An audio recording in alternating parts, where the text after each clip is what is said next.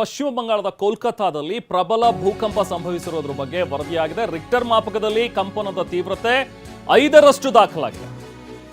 ನೆರೆಯ ಬಾಂಗ್ಲಾದೇಶದಲ್ಲೂ ಕೂಡ ಪ್ರಬಲ ಭೂಕಂಪ ಆಗಿದೆ. ಭೂಮಿ ಕಂಪಿಸಿರುವಂತಹ ಅನುಭವ ಬಾಂಗ್ಲಾದೇಶದಲ್ಲೂ ಕೂಡ ಆಗಿದೆ.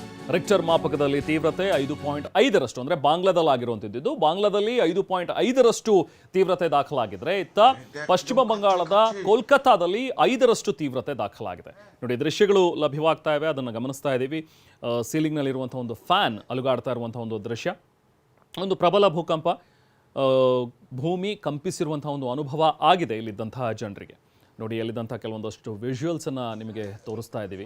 ಹಾಗಾಗಿ ಅಲ್ಲಿ ಜನ ಯಾವಾಗ ಭೂಮಿ ಕಂಪಿಸ್ತೋ ಎಲ್ಲರೂ ಕೂಡ ಹೊರಗಡೆ ಓಡಿ ಬಂದಿದ್ದಾರೆ. ನೋಡಿ, ದೃಶ್ಯಗಳಲ್ಲಿ ನಾವು ನೋಡ್ತಾ ಇದ್ದೀವಿ.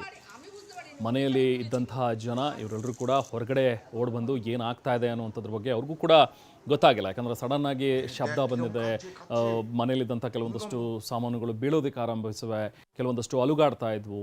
ಭೂಮಿ ಯಾವಾಗ ಕಂಪಿಸ್ತಾ ಇದೆ ಅನ್ನುವಂಥದ್ದು ಗೊತ್ತಾಯಿತು, ತಕ್ಷಣಕ್ಕೆ ಹೊರಗಡೆ ಓಡಿ ಬಂದಿದ್ದಾರೆ ಜನ.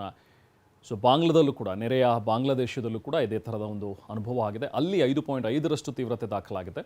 ಇಲ್ಲಿ ಪಶ್ಚಿಮ ಬಂಗಾಳದ ಕೋಲ್ಕತ್ತಾದಲ್ಲಿ 5ರಷ್ಟು ತೀವ್ರತೆ ದಾಖಲಾಗಿದೆ. ಒಂದು ಪ್ರಬಲ ಭೂಕಂಪ, ರಿಕ್ಟರ್ ಮಾಪಕದಲ್ಲಿ 5 ಅಂತ ಹೇಳಿದ್ರೆ ಇದು ಪ್ರಬಲವಾಗಿರುವಂಥ ಒಂದು ಭೂಕಂಪನೆ. ಸೊ ಹಾಗಾಗಿ ಅಲ್ಲಿನ ಜನ ಕೂಡ ಈಗ ಭಯಭೀತರಾಗಿದ್ದಾರೆ, ಹೊರಗಡೆ ಓಡಿ ಬಂದಿದ್ದಾರೆ.